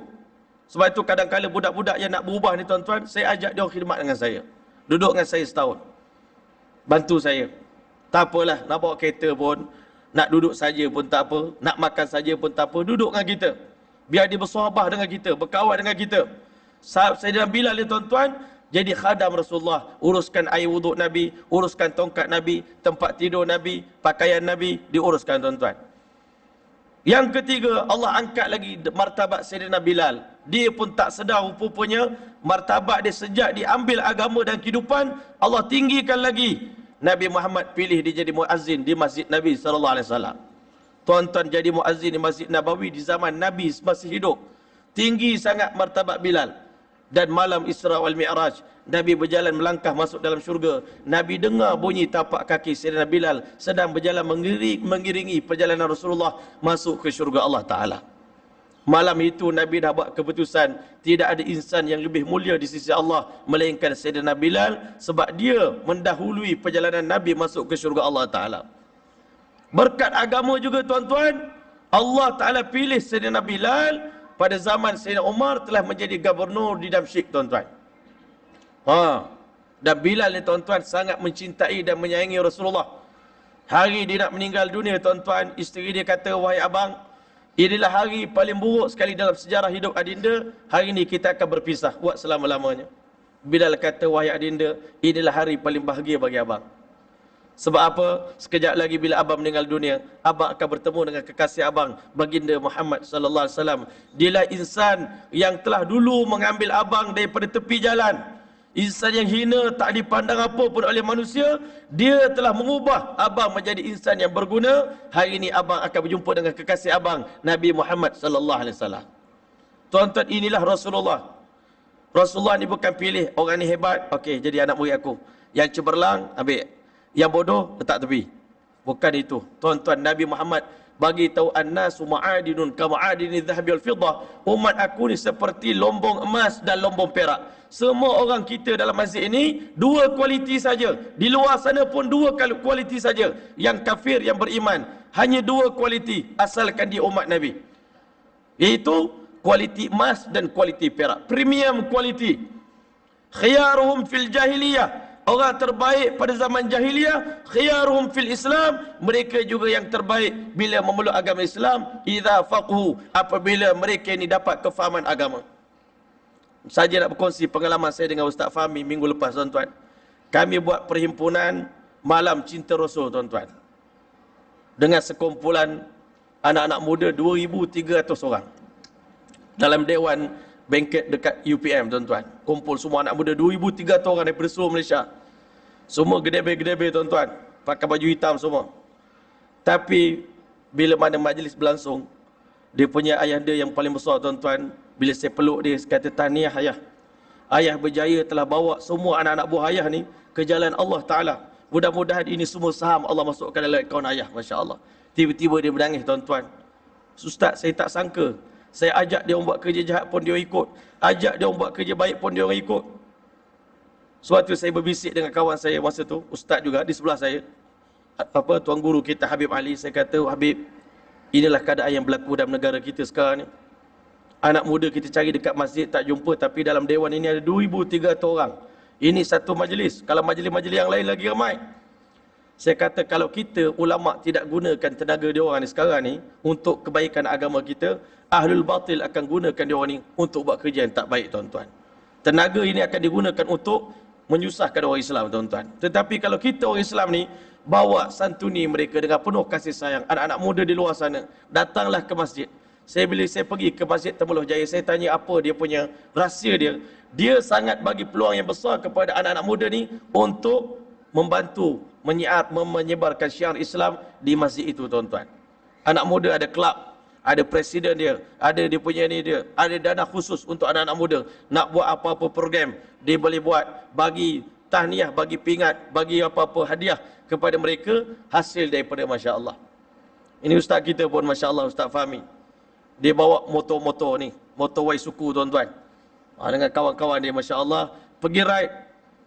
Dia kata kadang-kala geng-geng budak motor ni berkumpul 20,000 orang pun dia boleh kumpul. Mana kita orang masjid nak kumpul 20,000 orang? Geng motor boleh kumpul, kan? Di situlah kita pergi, sampaikan sikit, walau sepotong ayat. Kami pergi berdakwah ke penjara Sungai Buloh, tuan-tuan. Masuk dalam, jumpa 3 kategori banduan, tuan-tuan. Yang pertama banduan biasa, jumpa, tuan-tuan. Yang kedua anak muda yang dulu terlibat dengan kes bunuh, tuan-tuan, UPNM, jumpa dengan diorang. Sayu hati saya tak pernah hina pun pada diorang. Saya sayang dengan diorang, saya rasa diorang adik-beradik saya. Tengok pakcik-pakcik umur 70 tahun, 60 tahun. Saya kata, inikah tujuan Allah lahirkan mereka sebagai orang Islam untuk dipenjarakan? Kenapa zaman Nabi tak ada penjara? Kenapa zaman Nabi tak ada hospital, tuan-tuan? Sebab waktu itu semua orang Islam diislahkan, ditarbiah oleh Nabi dalam masjid. Masjid inilah tempat orang Islam nak baiki diri, bukan penjara, bukan pusat serenti, tuan-tuan. Kita ini buat langkah terakhir. Dah tak boleh buat apa, tembak. Dah tak boleh buat apa, kita gantung dia. Tetapi tuan-tuan mulia, Nabi Muhammad ambil pendekatan awal. Daripada umur 7 tahun anak laki-laki dah bawa ke masjid, tuan-tuan. InsyaAllah jiwa dia tak akan jadi jahat, jiwa dia tak akan cenderung kepada kejahatan. Makmurkan masjid, bawa isteri sembahyang masjid, bawa anak perempuan dengar kuliah di masjid. InsyaAllah Allah jaga keluarga kita. Dah selamat keluarga kita, selamatkan keluarga orang lain. Kalau tidak, Masya Allah, kita jaga keluarga kita, budak-budak nakal ni, tiba-tiba tengah tidur, tengok ada cokor depan muka kita, tuan-tuan. Letak parang dekat leher kita. Tak selamat juga kita, tuan-tuan. Kita hari ni kena selamatkan seluruh dunia, tuan-tuan. Hari ini ulama' kata seekor anjing yang terbakar dalam api pun kita tengok. Bila dia mengerang, tuan-tuan, terbakar, kita sayu hati kita nak terjun dalam api, nak selamatkan seekor anjing. Ini bukan anjing, tuan-tuan, ini manusia. Anak Adam, yang kafir, yang Islam pun kita kena selamatkan mereka daripada api neraka. Sepatutnya kita tengok orang kafir lagi, kita kesian, bukan kita benci. Hari ini kita terbalik. Kata Maulana Abdul Karim Siddiqui, punca kegagalan pertama sekali pendakwah pada hari ini kerana dipandang hina kepada orang yang nak didakwahkan. Dipandang hina pada orang tu. Pandang orang tu macam najis. Kita pandang orang kafir macam najis, macam mana kita nak jadi asbab hidayah kepada dia? Nabi Muhammad tak pandang umat ni jahiliah ni yang tengah minum arak, tengah mabuk ni, Nabi tak pandang mereka hina, Nabi pandang mereka mulia. Sebab itu Nabi boleh bergaul dengan dia orang, Nabi tarik dia orang. Kalau sekali kita pandang hina, insya-Allah mustahil kita nak tarik orang tu kepada agama, tuan-tuan. Mesti kena sangka baik. Tak cukup dakwah di siang hari, malam berdoa nangis-nangis, sebut nama musuh-musuh Islam. Hari ni kita marah sangat dengan musuh Islam ni, tuan-tuan. Betul lah, dia pun nakal juga. Asyik mengusik kita je. Tuan-tuan ambil nama dia orang, doa dia malam hari. Pemimpin-pemimpin kita yang Melayu ni, tuan-tuan, ambil nama dia orang, sebut, ya Allah pimpinlah mereka. Sebab itu dalam khutbah kita kena doakan raja-raja kita. Allahumma aslih a'immatana wa ulata umurina. Ya Allah, baikilah pemimpin kami, orang yang menguruskan urusan orang Islam, ulama-ulama kami, raja-raja kami, syababal muslimin, pemuda-pemuda orang Islam. Isteri kita, anak kita, kena doa luas-luas, tuan-tuan. Keampunan. Nabi pun bagi tahu siapa yang mendoakan keampunan untuk muslimin muslimat, mukminin mukminat, Allah ampunkan dosa dia sebanyak bilangan orang Islam yang ada di dunia ni, tuan-tuan. Kita baca je tapi kita tak tahu kelebihan dia. Allahumma ighfir lil muslimina wal muslimat wal mu'minina wal mu'minat al ahya'i minhum wal amwat innaka sami'un qaribun mujibud da'wat wa ya qadiyal hajat bi rahmatika ya arhamar rahimin. Sekali baca, dosa sebanyak bilangan orang Islam dalam dunia ni 1.5 bilion ada orang Islam, 1.5 bilion punya dosa kita, kalau ada sebanyak itu diampunkan dosa kita, tuan-tuan. Sebab itu Islam ni agama yang sangat hebat, tuan-tuan. Dia bukan fikir individu, fikir orang lain. Sebab itu Nabi Muhammad tanam dalam minda sahabat, khairun nas man yanfa'un nas, sebaik-baik manusia orang yang jadi sebab kebaikan pada orang lain. Esok mungkin kita mati. Kalau kita tak berdakwah, tuan-tuan, selalu saya cakap, kita pergi present depan Allah buku kita, tuan-tuan. Okey. Saya selalu cakap, kalau Allah Taala tengok buku kita yang khusyuk, yang ikhlas, cuma 10% saja. Another 90% is rejected. Allah Taala tolak. Tak ikhlas, tak khusyuk. Di hari kiamat kita nak cari mana pahala 90% lagi. Yang kurang, yang tak cukup ni, tuan-tuan. Tapi orang yang berdakwah, kita pernah ajak orang ni daripada tak solat sampai solat. Lepas tu dia mula start baca Quran. Saya jumpa satu orang budak semalam di Temeloh. Dia kata, malam tadi saya mimpi jumpa Ustaz. Ustaz pegang dada saya doa. Kebetulan dia cakap tu, saya terus pegang. Terus dia nangis. 30 tahun saya hidup, Ustaz, tak pernah semayang. Baru ini 2-3 minggu ni saya start semayang. Terima kasih Ustaz, bimbing saya. Tuan-tuan boleh bayangkan, daripada hari pertama dia semayang sampai dia mati, mungkin 30 tahun lagi, tuan-tuan. Pahala dia solat, pahala dia baca Quran, dia start baca Iqra'. Belajar Iqra' dengan Ustaz kawan saya. Saya kata belajarlah Iqra', jangan malu, jangan segan. InsyaAllah tidak ada istilah terlambat selagi belum mati. Tuan-tuan, dia dah mula belajar. Pahala 30 tahun Allah masukkan dalam akaun saya. Kita ajak, dia pula ajak kawan dia yang lain. Budak-budak muda ni, tuan-tuan, dia ada kekuatan, dia ada geng. Satu orang berubah, dia boleh tarik geng dia berpuluh-puluh, beratus, beribu, tuan-tuan. Inilah kita hari ni, kita gagal kerana kita tak pandai nak tarik mana kunci dia, tuan-tuan. Nak tackle beribu-ribu orang. Kami pernah bawa pemuda, Masya Allah, gangster daripada KL 3 buah bas. Daripada Johor sebuah bas gangster, tuan-tuan. Yang lain campur-campur. Tapi Toki Bas ni pula bagus pula. Toki Bas ni bila tahu ini nak guna untuk berdakwah, saya lebih baik Ustaz daripada bawa pemain bola ke, bawa apa ke, biar saya bawa bas ni untuk jalan dakwah, Ustaz. Dipotong 10% daripada harga bas, tuan-tuan. Supaya budak-budak ni dapat baiki diri. Masya Allah, saya kata pahala besar ni bang. Beratus orang pergi ni, 500 orang naik bas abang ni. Masya Allah, pahala 500 orang Allah bagi kat abang. Sebab abang jadi asbab dia. Toke tu gembira, tuan-tuan. Pagi tu dia belanja semua ni, budak-budak 500 orang ni. Makan sarapan pagi, biar saya bayar. Apa kau makan sarapan pagi, abang bayar. Tuan-tuan, inilah orang yang ada minda yang hebat, tuan-tuan. Hari ni, tuan-tuan, kalau kita orang Islam ada minda begini, tuan-tuan, selesai masalah kita agama ni, tuan-tuan. Hari ni kita ni tak bawa umat ni ke masjid, kita bawa ke tempat lain. Sebab itu hari ni, tuan-tuan, cara kita Nak bawa macam mana nak ramaikan orang di masjid? Salah satu daripada tadi, kita kena menyantuni golongan muda ni tuan-tuan. Macam mana cara dia? Sangat-sangat mudah tuan-tuan. Kan? Jadikan masjid ni tempat yang menyeronokkan tuan-tuan, masya-Allah. Kadang-kadang kita buat futsal tak jadi, dia tak datang juga ke masjid. Orang masjid kena ada personal touch dengan dia orang tuan-tuan. Kita kena kaji apa masalah dia, jumpa dengan dia, tak ada duit tak apa, abang belanja. Kan? Ada masalah sikit kewangan tak apa, abang belanja kau, nak sama belajar. Sekali tuan-tuan kita dah tarik hati dia tuan-tuan, diserah jiwa raga dia pada kita. Abang suruhlah kami buat apa saja.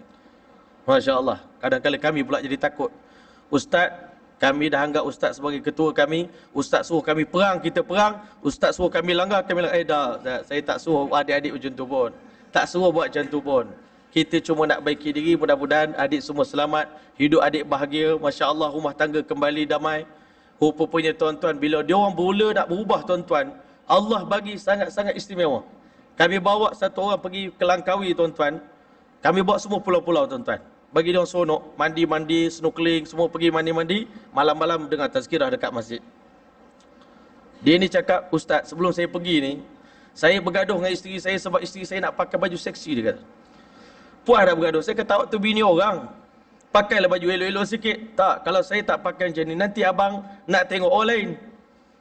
Jadi biar saya pakai seksi, abang tengok saya. Bergaduh. Tiba-tiba tuan-tuan, bila dia berubah saja, dia pergi nak baiki diri. Hari pertama dia dapat terima telefon daripada isteri dia. Isteri dia kata nak jual dah semua baju-baju ni.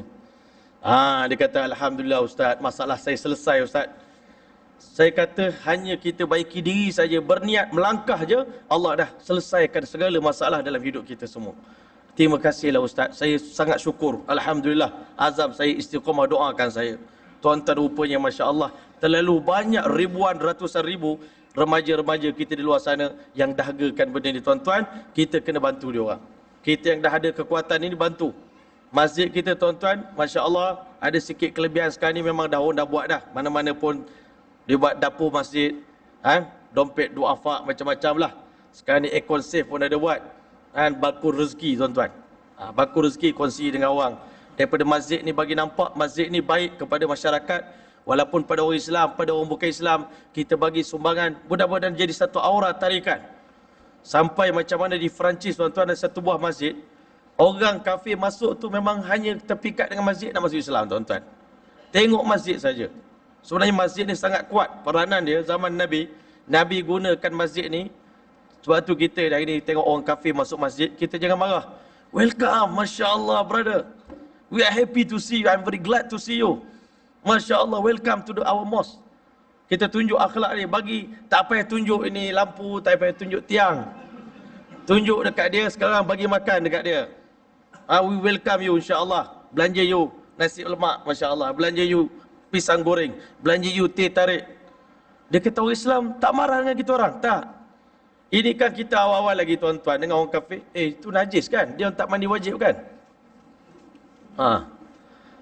Yang nak mandi wajib ni kita.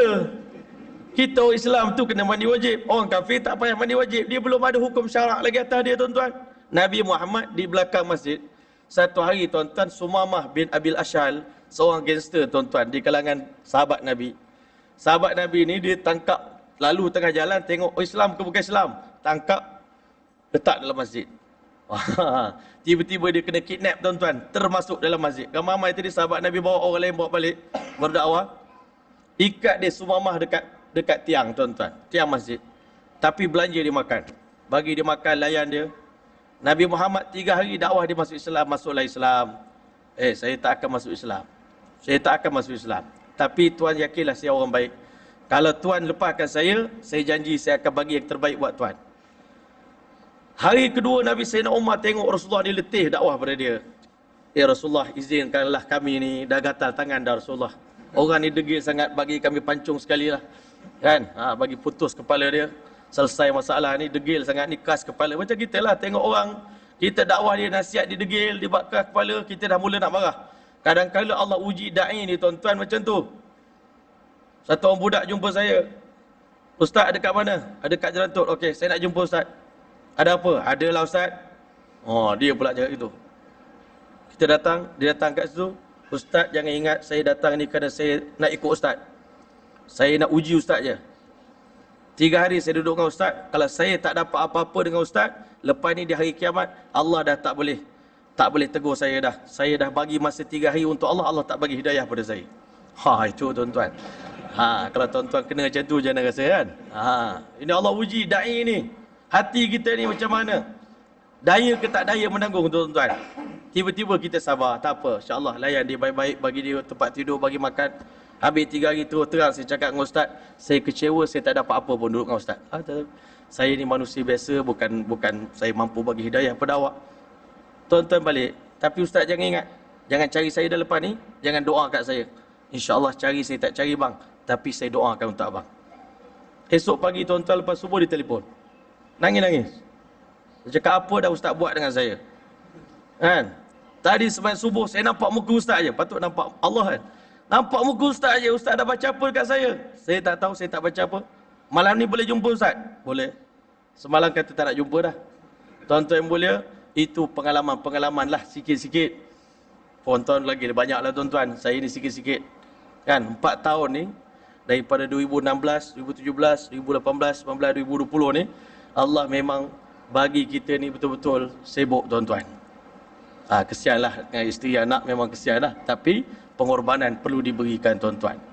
Semata-mata nak selamatkan umat yang begitu ramai sekarang yang dahagakan agama, tetapi tak ada orang nak bagi tahu dengan cara yang baik. Kami bukan tak nak pergi masjid, tapi nanti pergi-pergi je orang dah mula pandang kami serong. Sahabat saya yang tuan-tuan Abang Fadil tu cakap, hari pertama saya pergi masjid, muka saya tattoo separuh tuan-tuan. Saya nak salam dengan orang masjid angkat tangan. Tak nak salam. Sedih saya ustaz. Ada seorang tu dia baru nak ambil wuduk tuan-tuan, dah lama tak sembahyang, pergi kat masjid. Orang kata kalau wuduk dengan tattoo ni tak sah sembahyang kau buatlah macam mana pun tak sah. Malam tu nak bunuh diri, nak terjun bangunan dah tuan-tuan. Sebab sembahyang tak sah. Ini begitu failnya kita dalam dakwah tuan-tuan. Sebab itulah hari ni kita kena buka cara kita, minda kita. Perlahan-lahan jadikan diri kita ni sebagai bunga. Macam mana Rasulullah disayangi, dicintai, mudah didekati tuan-tuan. Jadilah kita seperti itu tuan-tuan, walaupun kita tak pandai. Kita belanja anak-anak muda tuan-tuan di kedai kopi, belanja dia orang makan. Saya pernah di kampung saya sekali budak tu. Dia terperanjat bila saya belanja dia makan tuan-tuan. Ingat orang macam kami ni tak ada orang nak belanja dah.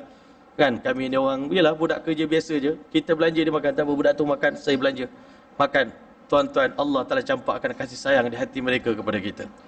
Sebab itulah tuan-tuan, banyak lagi lah nak cerita tuan-tuan. Banyak sejarah dia tuan-tuan. Tapi insyaAllah Ta'ala kita azam insyaAllah. Daripada perhimpunan ini mudah-mudahan kita azam, kita adalah pendakwah insyaAllah Ta'ala. Kita nahnu da'i, nahnu du'at, lasna qudat. Kami ini pendakwah, bukan kami ini penghukum. Kan? Kalau nak jatuh hukum tuan-tuan, sebab itu Maulana Tariq Jamil beritahu di saat satu orang manusia dahagakan kasih sayang, kenapa engkau jatuhkan fatwa ke atas diri dia? Hari ini banyak kita fatwa, ini munafik, ini zindik, ini orang tak guna, ini ahli neraka, ini laknatullah alaih. Ini kita tuan-tuan. Nabi SAW tak pernah dihantar untuk melaknat manusia, untuk menghukumkan manusia. Bahkan ulama' beritahu, dinamakan Ahlus Sunnah wal Jamaah itu siapa? Kita selalu baca hari ini apa? Hadis 73 golongan umat akhir zaman, satu je masuk syurga. Semua orang kata dialah yang satu tu, yang lain semua neraka. Ulama' kata sebenarnya Ahlus Sunnah wal Jamaah yang sebenarnya adalah golongan yang nak selamatkan another 72 group tuan-tuan. You group yang berjaya, you nak selamatkan grup yang gagal ini, dia masuk neraka ni, tarik semua bawa masuk syurga Allah Ta'ala. Dan dah tentu benda tu bukan sikit pengorbanan, kena korban. Kadang-kadang orang cela kita juga. Ini apa pasal pula ustaz pergi konsert ni? Kan? Nah, orang tak faham. Konsert besar-besar kita pergi, pakai jubah je ni, pakai serban. Apa hal ustaz ni kan? Rupanya kalau kita tak pergi situ, tak jumpa dah yang menyanyi tu tuan-tuan. Di masjid dia tak ada, kena pergi tempat tu. Tuan-tuan kena pergilah begitu pelan-pelan, bermula daripada langkah-langkah sikit-sikit belajar tuan-tuan. InsyaAllah telah satu hari nanti, bila kita dah mula bergerak, orang kata macam bawa kereta, mula-mula takut, nervous, tak pandai masa mula-mula belajar. Tapi bila dah sedap bawa kereta nanti tuan-tuan, tekan 106 tak berasa tuan-tuan. Begitulah dalam berdakwah tuan-tuan. Mula-mula takut, tapi bila dah start, dapat satu, makin sedap. Tak sedar, tahun 2020 berakhir dengan begitu pantah tuan-tuan. Rasa macam baru lepas 2019, ini dah datang 2020. Tak sempat nak buat apa-apa, begitu banyaknya keperluan-keperluan agama yang kita nak lakukan dalam hidup kita. Mudah-mudahan kita mati dia menjadi satu orang yang terbaik. Nabi SAW bersabda, "Idza aradallahu bi'abdin khairan," apabila Allah Taala nak bagi kebaikan yang besar pada satu orang hamba dia, ista'malu, Allah gunakan dia sebagai asbab orang lain dapat agama, dapat hidayah qabla mautihi, sebelum dia mati. Sebelum dia mati, Allah sibukkan dia dengan urusan agama, bawa orang, berdakwah orang. Sehingga tengah-tengah berdakwah itu Allah cabut nyawa dia, tuan-tuan. Kawan saya Ustaz Fadli Yusof, dia telah Islamkan 950 orang, tuan-tuan, di Sabah. Dia hantar mesej dekat saya, "Alhamdulillah Ustaz, misi syahadah saya 950 orang telah masuk Islam." Jangan kita ingat nak berdakwah ni kena ada suara. Masa dia jumpa saya tu, dia kata dah seminggu suara tak ada Ustaz. Tapi Alhamdulillah dalam tempoh seminggu ni 4 orang dah masuk Islam. Saya tak cakap apa pun. Saya punya risau je tengok orang tu, ya Allah kesian, ya Allah masuklah Islam. Kami pergi Europe, tuan-tuan. Kami lalu tepi-tepi Mak Saleh ni musim sejuk. Tuan-tuan, kita terasa, ya Allah, dia orang ni mulia sebenarnya. Orang putih ni anak cucu Nabi-Nabi sebenarnya. Tapi kerana mereka belum mendapat hidayah, ya Allah, kalau mereka mati dalam keadaan sekarang masuk neraka semua, ya Allah, bagilah hidayah kepada mereka. Tuan-tuan, kita ni orang Islam patut jiwa kita besar, tinggi. Kita adalah guru kepada orang bukan Islam. Kita adalah doktor kepada pesakit-pesakit di seluruh dunia, tuan-tuan.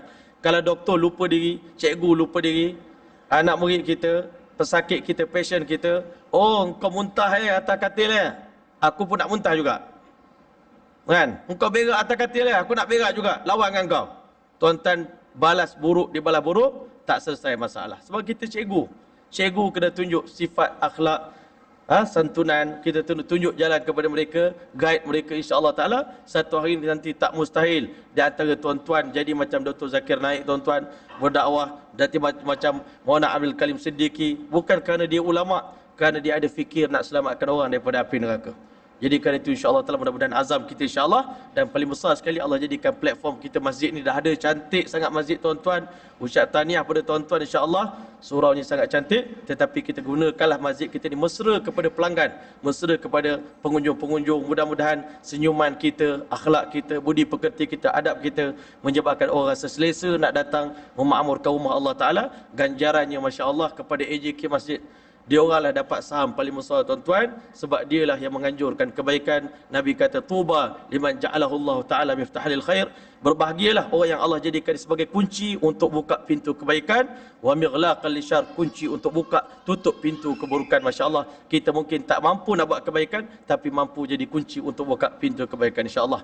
Mudah-mudahan kita punya kuliah pada malam ini diterima oleh Allah Taala, salah satu daripada amal kebaikan yang kita lakukan dalam bulan Rejab yang mulia ini, insya-Allah. Minta ampun dan maaf anda ada salah silap, terlanjur kata, terkasar bahasa, insya-Allah.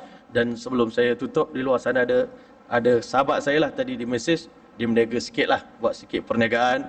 Jadi mungkin ada siapa yang berhajat untuk ada masalah perut, penghadaman, insya-Allah taala kita minum produk tu, insya-Allah mudah-mudahan senang kita buang air, insya-Allah taala, dan badan kita jadi ringan. Itu pun saya sendiri pun dah cuba produk tu. Tapi tuan-tuan cubalah, saya pun bukan berniaga ni, saya cuma bantu mengiklankan, insya-Allah. Mudah-mudahan kita semua diberkati oleh Allah Taala.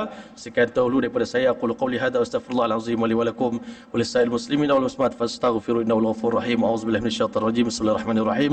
Allahumma ij'al jam'ana hadza jam'an marhuma wa tafarruqana min ba'di tafarruqan ma'suma wa la taj'al fina wa la minna shaqiyya wa la mahruma bimannika wa fadlika wa karamika bi rahmatika ya arhamar rahimin. Allahumma jammilna bil 'afwi was salamah wa haqqiqna bit taqwa wal istiqamah wa a'idna min mujibatin nadamah fil ali wal mali innaka 'ala kulli shay'in qadir. Wa sallallahu ta'ala ala khair khalqi Muhammad wa ala alihi wa sahbihi wasallam. Subhana rabbika rabbil 'izzati amma yasifun wa salamun 'alal mursalin walhamdulillahi rabbil alamin. Taqabbalallahu minkum.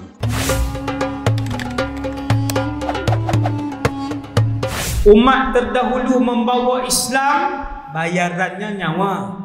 Kemudian mati dengan disula kan, Sula ni mati sikit tau, Sula. Dan dialah yang pertama memilih untuk mati daripada kufur. Bila disoal antara mati dan kufur, dia kata mati.